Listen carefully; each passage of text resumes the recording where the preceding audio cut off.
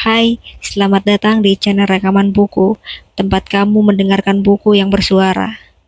Kali ini Rekaman Buku akan membacakan sebuah buku berjudul Nancy, Seni Membaca Pikiran dan Perasaan Orang Lain. Rahasia Hidup Bahagia dan Sukses dari Korea. Bab 1. Apakah Nunci? Nunci, tilikan mata atau seni waskita dalam menilai pikiran dan perasaan orang lain untuk menciptakan keserasian, kepercayaan, dan kedekatan. Mari berandai-andai bahwa Anda baru saja memulai pekerjaan baru di sebuah perusahaan besar dan Anda diundang ke sebuah pesta. Anda ingin memberi kesan yang baik di sana. Sewaktu Anda berjalan memasuki ruangan, semua orang sedang tertawa lumayan keras atas sebuah lelucon biasa-biasa saja yang dilontarkan oleh seorang perempuan lebih tua yang belum pernah Anda jumpai. Anda akan A. Langsung bergabung dengan menceritakan sebuah lelucon yang benar-benar lucu. Sudah pasti lebih lucu ketimbang yang baru saja Anda dengar. Para kolega baru Anda pasti menyukainya. B. Ikut tertawa bersama yang lainnya, kendati lelucon itu tidak terlalu menghibur. C. Mencari saat yang tepat untuk memperkenalkan diri kepada perempuan lebih senior itu yang telah Anda asumsikan dengan tepat sebagai pemimpin perusahaan. Bila Anda memilih A, Anda benar-benar perlu menggarap nanci Anda. Bila Anda memilih B, sudah bagus. Anda membaca ruangan dengan tepat dan menangkap isyarat yang tepat dari para rekan kerja baru. Bila Anda memilih C, selamat. Anda sudah dalam proses menguasai kesaktian nanci. Nanci adalah kesaktian orang Korea. Sebagian orang bahkan sampai mengatakan bahwa itulah penyebab orang-orang Korea mampu membaca pikiran. Kendati ini sama sekali tidak ada hubungannya dengan hal-hal yang supranatural, nanci adalah suatu seni memahami dengan seketika apa yang orang-orang pikirkan dan rasakan, agar dapat meningkatkan kualitas hubungan dalam hidup. Memiliki nanci yang hebat artinya terus-menerus mengasah asumsi berdasarkan kata-kata baru, bahasa tubuh, atau mimik wajah, sehingga Anda akan selalu sadar dan waspada. Kecepatan merupakan hal terpenting dalam nanci. Bahkan, bila seseorang sudah menguasai nanci dengan sangat mahir, orang-orang Korea tidak menyebutkannya mempunyai nanci yang baik. Mereka mengatakan bahwa orang itu punya nanci yang cepat. Singkatnya, nanci akan menyelamatkan Anda dari situasi yang memalukan dalam pergaulan. Anda tidak akan melakukan sesuatu yang memalukan bila Anda dapat membaca ruangan dengan tepat. Dalam jangka panjang, nanci akan membuat air membelah diri untuk Anda. Orang-orang akan membukakan pintu-pintu yang bahkan tak Anda sadari keberadaannya. Nanci akan membantu Anda menjalani hidup yang terbaik. Ada peribahasa lama Korea tentang kesaktian nanci. Bila nancimu cepat, kamu bisa makan udang di biara. Sesungguhnya, ini tak masuk akal bila Anda tidak memahami bahwa biara tradisional Buddhis di Korea memperlakukan pola makan vegetarian secara ketat. Dengan kata lain, hukum-hukum pun akan tunduk pada kehendak Anda. Setiap orang dapat meningkatkan pergaulan mereka dengan mengasah nanci yang mereka miliki. Anda tak harus seorang yang diistimewakan, tak harus mengenal orang yang tepat atau memiliki latar belakang akademis yang mengesankan.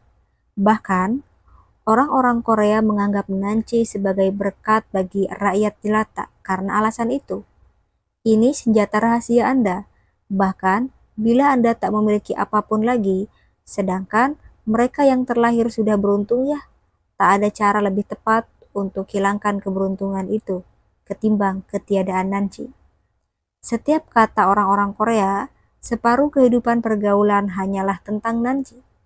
Nanci yang terasa baik dan cepat dapat membantu Anda memilih pasangan yang tepat dalam hidup atau bisnis, dapat membantu Anda bersinar di tempat kerja, dapat melindungi Anda dari mereka yang ingin mencelakai Anda, dan bahkan dapat mengurangi kecemasan dalam bergaul. Nanci dapat mendorong orang yang berpihak kepada Anda kendati mereka tidak yakin akan alasannya. Sebaliknya, Ketiadaan Nancy bisa membuat orang-orang tidak menyukai Anda dengan cara yang sama misteriusnya, baik bagi Anda maupun bagi mereka. Jadi, bila Anda berpikir, "Oh Tuhan, semoga saja ini bukan semacam kegemaran musiman dari timur. Sudah kubuang separuh pakaianku berkat nasihat Marie Kondo." Maka, pertama-tama ini bukanlah kegemaran musiman.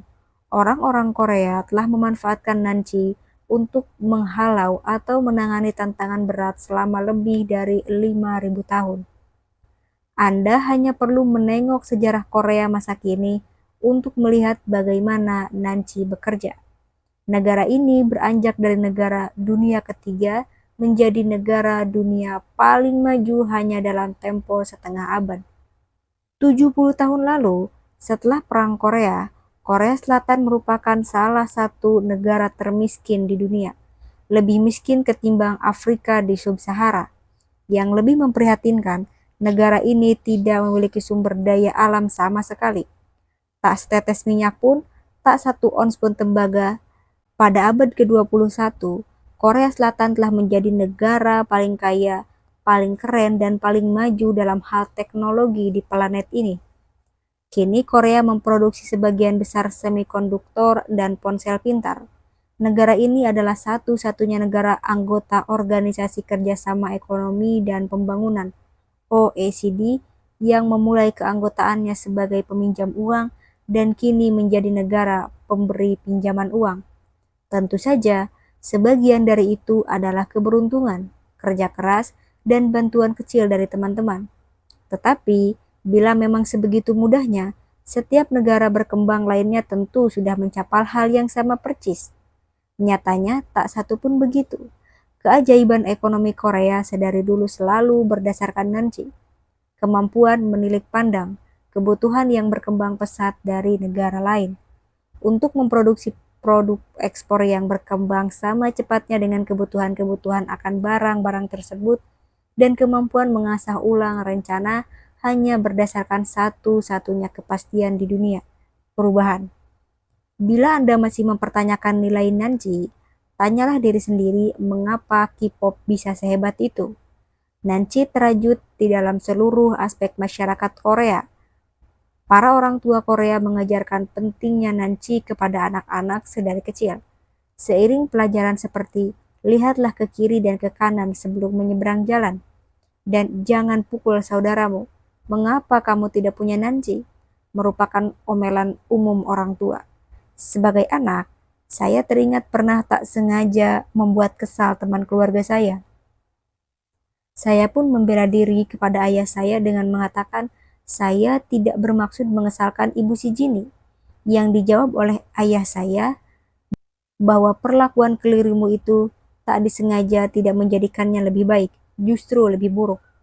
Sebagian orang barat mungkin mendapati kritik ayah saya itu sulit dipahami. Orang tua macam apa yang lebih suka anak-anak mereka sengaja kejam ketimbang tak sengaja? Namun, pikirkanlah dengan cara berbeda. Anak-anak yang memilih untuk menjadi kejam setidaknya tahu apa yang ingin mereka capai dengan berlaku seperti itu.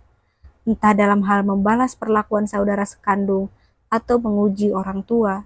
Namun, seorang anak yang bahkan tidak tahu apa konsekuensi kata-kata mereka terhadap orang lain, seseorang anak tanpa Nancy, tak peduli semanis dan sebaik apapun mereka, kemungkinan mereka akan kalah dalam kehidupan, kecuali ketidaktahuan ini diupayakan untuk disingkirkan dari mereka.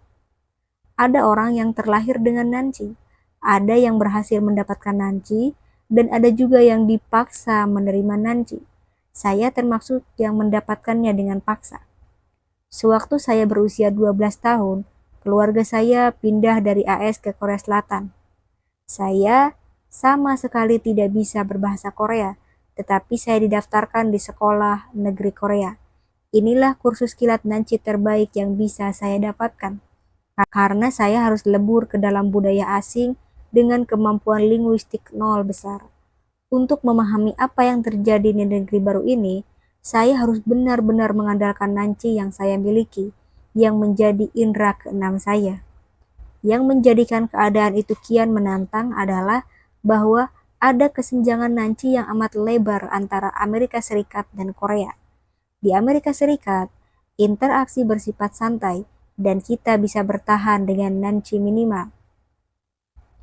Orang-orang Amerika tidak harus saling membungkuk satu sama lain.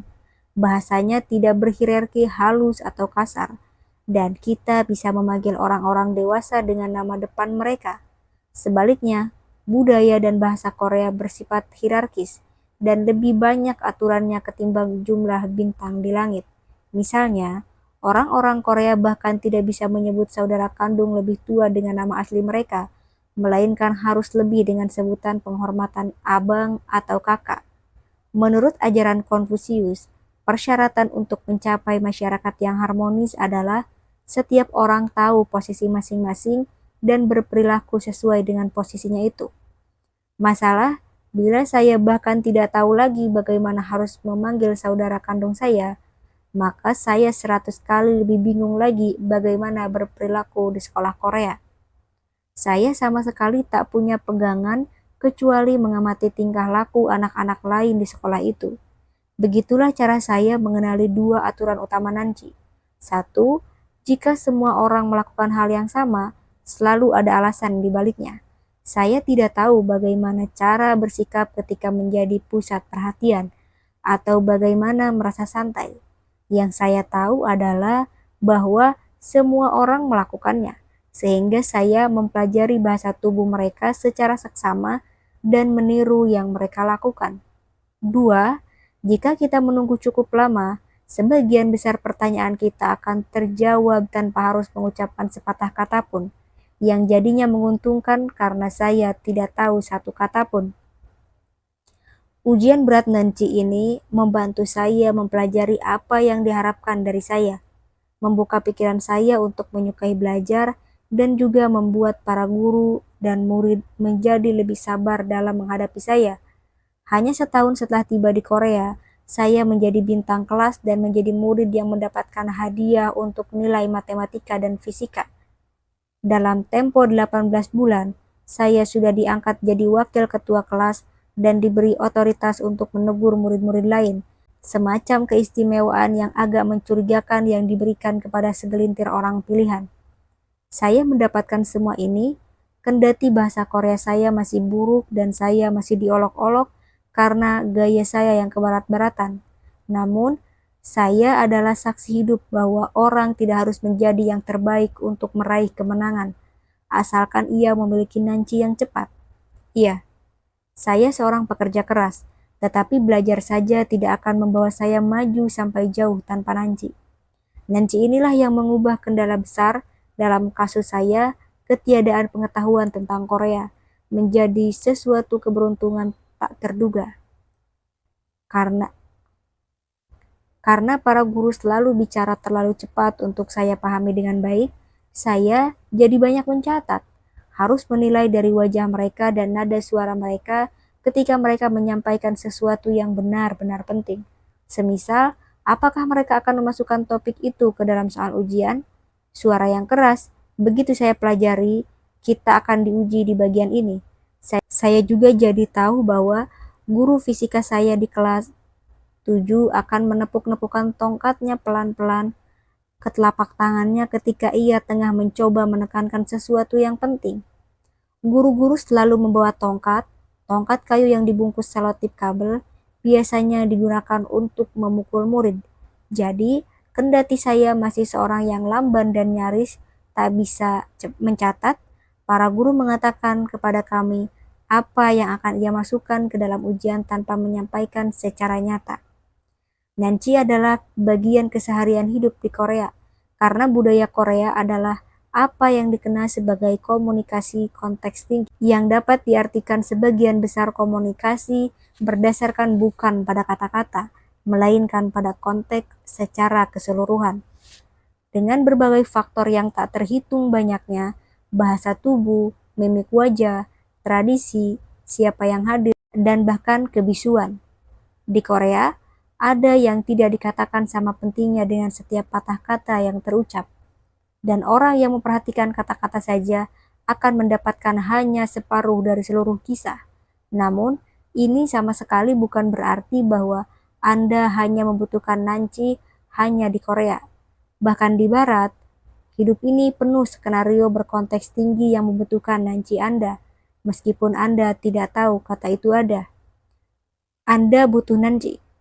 Anda tentu telah memperhatikan bahwa makin penting suatu situasi, makin besar kemungkinan informasi yang bersifat mendesak tidak disampaikan secara terang-terangan atau disampaikan secara apa adanya.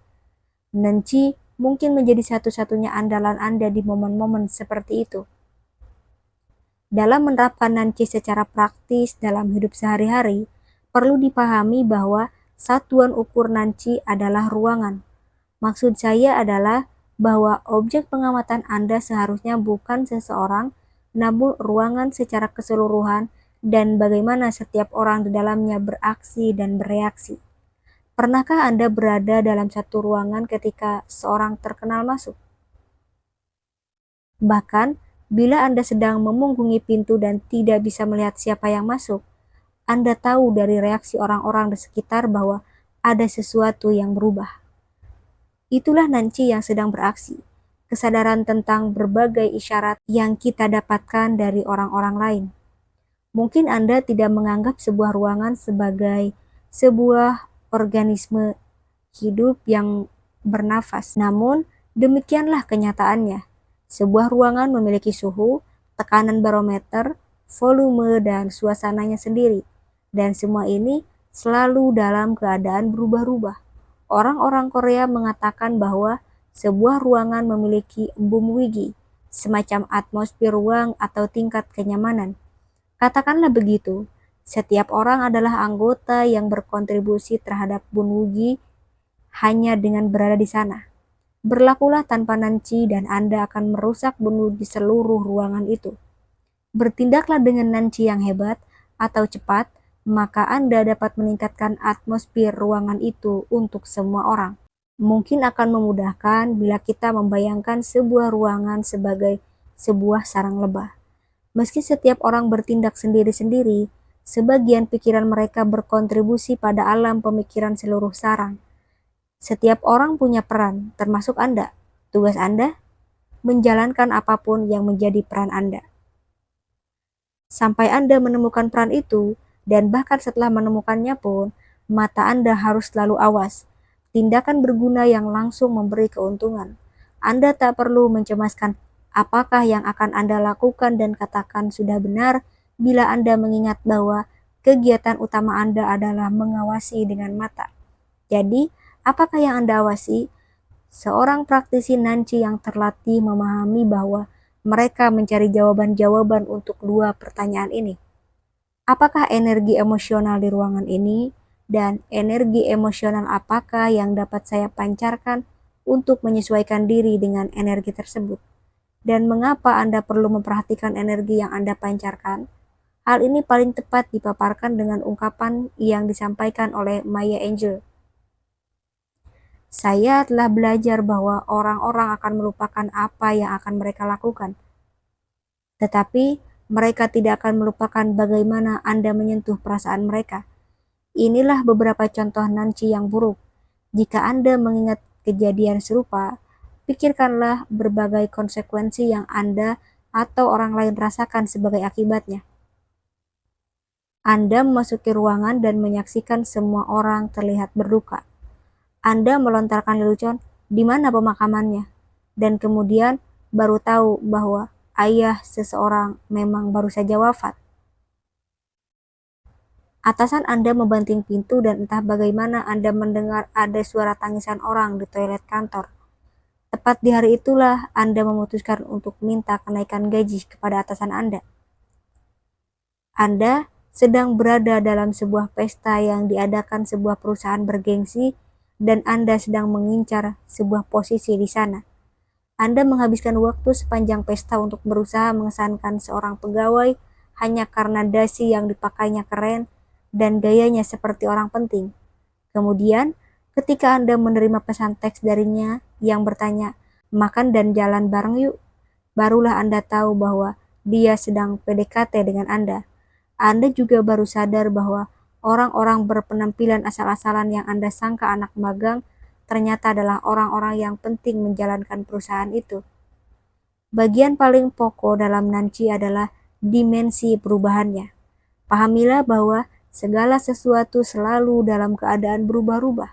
Sebagaimana yang ditulis secara arif oleh filsuf Yunani Heraklitus pada abad ke-6 sebelum Masehi, Anda tidak bisa tercebur ke dalam sungai yang sama 2 kali. Dengan menerapkan prinsip itu ke dalam Nanci, ruangan yang sama yang Anda masuki 10 menit yang lalu tidaklah sama dengan ruangan itu di saat ini. Menyadari prasangka sendiri dan mempelajari bagaimana prasangka itu dapat mempengaruhi daya Anda untuk mengamati dan beradaptasi merupakan suatu bagian penting untuk mengasah Nanci Anda. Kebanyakan dari kita memahami bahwa situasi-situasi yang berbeda membutuhkan perilaku yang berbeda. Kita tidak berlaku sama di pemakaman dan di pesta ulang tahun, tetapi kadang-kadang situasi yang terasa akrab membutakan mata kita akan fakta bahwa segala sesuatu di dalamnya telah berubah, sehingga kita pun semestinya berubah. Seorang pengusaha yang sukses paham akan pentingnya menyesuaikan diri dengan cepat terhadap perubahan. Beberapa bank investasi melakukan wawancara dengan para calon pegawai dengan mulai mengeluh soal jendela atau memindahkan ruangan di tengah-tengah wawancara, hanya untuk melihat bagaimana para kandidat menghadapi perubahan-perubahan itu. Mereka yang tidak dapat beradaptasi dengan hal-hal yang tak terduga adalah mereka yang kurang beruntung baik dalam wawancara itu maupun kehidupan secara umum. Sewaktu Anda memasuki ruangan, memiliki Nanci yang baik artinya mengamati dulu sebelum mulai berbicara atau berinteraksi. Siapa yang berdiri di samping siapa, siapa yang menaruh 3 keping biskuit di piringnya, sementara yang lainnya hanya mengambil 1 keping. Kita memiliki insting sosial yang kuat yang memberi kita isyarat-isyarat yang jelas mengenai ruangan itu. Tetapi kita tetap harus cermat mengamati, lebih fokus mengamati orang lain ketimbang diri sendiri, agar kita dapat membaca isyarat-isyarat itu. Sherlock Holmes, tokoh cerita detektif di era Victoria karya Sir Arthur Conan Doyle, adalah seorang yang ahli dalam membaca ruangan. Dari pertemuan pertamanya dengan teman sekaligus mitra penyelidiknya, Dr. John Watson, Holmes dapat menyimpulkan bahwa Watson baru saja bertugas sebagai dokter pada angkatan bersenjata di Afghanistan berdasarkan warna kulitnya yang kecoklatan. Wajahnya berwarna gelap dan itu bukan aroma alami kulitnya, karena kulit pergelangan tangannya terang. Wajahnya yang tampak letih dan caranya yang kaku ketika memegang lengannya yang menunjukkan bahwa ia pernah cedera. Di dalam kisah-kisah selanjutnya, dia dengan halus menegar Watson karena tidak mampu melakukan hal yang sama. Kamu melihat, tetapi tidak mengamati. Holmes adalah seorang maestro dalam menggunakan keterampilan pengamatannya untuk memecahkan misteri. Dari gaun perempuan yang terkena percikan lumpur hanya dari sisi lengan kiri, Holmes dapat mengetahui bahwa perempuan itu telah duduk di sebelah kiri sopir di dalam sebuah kendaraan terbuka yang ditarik seekor kuda. Di dalam beberapa kisah, dia dapat memperoleh berbagai petunjuk dengan mempelajari kebiasaan merokok orang-orang atau abu rokok yang mereka tinggalkan. Tidak semua orang bisa menjadi Sherlock Holmes, tetapi kita dapat belajar menerapkan sebagian keterampilannya ke dalam hidup kita sehari-hari. Dan persis seperti Sherlock Holmes yang dapat menyelidik dalam hitungan detik, kecepatan merupakan hal penting dalam Nanci. Anda harus menyesuaikan setiap informasi dan setiap orang baru yang memasuki ruangan dengan cepat. Katakanlah Anda sedang diwawancarai untuk suatu posisi pekerjaan oleh manajer dari departemen yang Anda lamar. Jack yang mengatakan kepada Anda, pekerjaan ini bersifat amat mandiri. Apakah Anda merasa nyaman bekerja sendirian? Itulah orang yang sedang kami cari. Sewaktu Anda baru akan menjawab, secara tergesa-gesa masuklah seorang perempuan yang memperkenalkan diri sebagai Jill, tetapi tidak memberikan informasi apapun lagi tentang dirinya. Dia berkata kepada Anda, "Hei, saya punya pertanyaan juga. Pekerjaan ini akan membuat Anda bekerja ketat di dalam sebuah tim. Apakah Anda seorang pemain tim yang baik? Sebab kami tidak mencari tipe pekerja yang sedang bekerja sendiri. Dengan kata lain, Jack dan Jill memberikan deskripsi yang kontradiktif tentang pekerjaan itu. Apakah Anda akan menjawab bahwa Anda seorang pekerja yang senang bekerja sendirian untuk menanggapi harapan Jack? Atau Anda akan mengatakan bahwa Anda seorang pemain tim yang baik untuk menyenangkan Jill? Anda harus memutuskan dengan cepat. Anda tidak bisa pulang dulu dan mencari tahu kedudukan perempuan itu lewat internet. Namun, yang dapat Anda amati adalah bahwa Jack bersifat hormat kepada Jill dan dia diam ketika Jill sedang berbicara. Juga, Anda mengamati bahwa Jill tidak meminta maaf atas keterlambatannya.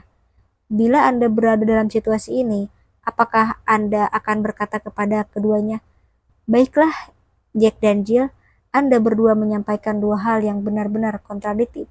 Bagaimana bila Anda berdua berunding dulu dan barulah memanggil saya?" B. Saya pikir menangani pekerjaan dengan mandiri adalah kekuatan saya. Dasar pemikiran Anda. Jack adalah yang pertama yang Anda temui dan karenanya dialah yang mengambil keputusan.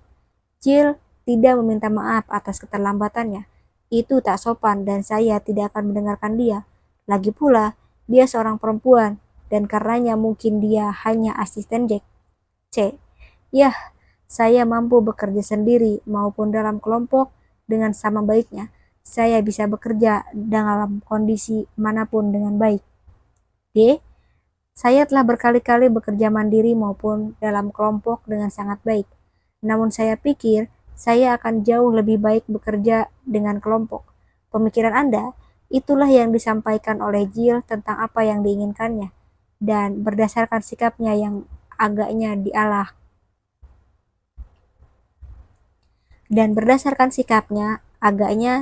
atasan Jack. Bila kita menimbang semua kemungkinan yang ada, opsi D adalah pertimbangan terbaik.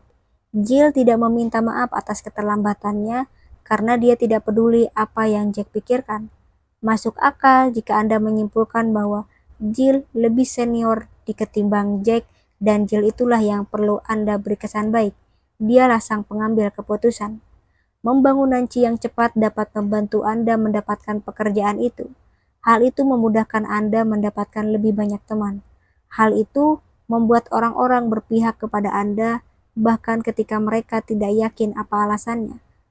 Nanci yang hebat akan memuluskan jalan Anda menuju sukses. Belajar mengembangkan nanci adalah sesuatu yang dapat segera Anda lakukan, dimanapun Anda berada, terlepas dari pendidikan ataupun pekerjaan atau apa yang menjadi target Anda. Anda tak harus membeli peralatan canggih untuk menjadi seorang ninja nanci atau mengambil kursus pelatihannya. Yang Anda butuhkan hanyalah mata dan telinga dan sedikit petunjuk bagaimana menggunakannya dengan bijak. Buku dan serial televisi populer Game of Thrones dapat juga diberi judul sebagai Game of Nanci atau Permainan Nanci. Isinya menampilkan para tokoh dengan nanci yang amat cepat berdampingan dengan para tokoh yang nancinya amat sangat buruk. Tokoh cerita dengan nanci terbaik sejauh ini adalah Halfman Tyrion Lannister, yang menjadi ciri khasnya adalah kemampuan dia bisa merasakan ancaman itu nyata dan mewaspadainya. Nyaris semua tokoh lain dalam kisah itu memiliki nanci yang buruk, terutama mereka yang tidak peduli bahwa musim dingin telah tiba dan tidak percaya akan keberadaan White Walkers, para makhluk es kerdil yang mengerikan. Kendati telah banyak bukti bahwa mereka dipersiapkan untuk menghancurkan umat manusia, seluruh anggota keluarga Stark memulai kisah serial itu dengan nanci yang amat buruk, terutama Sansa, yang menghancurkan kehidupan semua orang karena dia seorang yang payah dalam menilai karakter dan ingin menikahi Pangeran Joffrey yang sadis. Seiring jalannya cerita dan mereka dipaksa harus berhadapan dengan kenyataan hidup, nanci mereka semakin terasah pelan-pelan. Jangan tiru keluarga Stark. Tingkatkan nanci Anda sebelum hidup memaksa Anda melakukannya dengan cara yang tidak mengenakan. Butuh waktu dan upaya lumayan banyak untuk mempraktikkan nanci. Namun, tahukah Anda apa yang menuntut lebih banyak waktu dan upaya? Membereskan keadaan setelah Anda membuat kesan yang buruk, menghadapi kecemasan karena ketidaktahuan mengapa orang-orang tiba-tiba kesal terhadap Anda, meracuni sumur yang bahkan tidak sengaja Anda racuni. Buku ini akan menunjukkan kepada Anda bahwa Nanci bukan semacam adat istiadat kuno Korea seperti keharusan membuka alas kaki sebelum memasuki rumah. Nanci berlaku di sepanjang kehidupan. Terima kasih sudah mendengarkan rekaman buku kali ini sampai akhir. Jangan lupa support saya dengan cara subscribe atau traktir di link yang ada di deskripsi. Silahkan komen di kolom komentar buku apa yang ingin kalian dengarkan.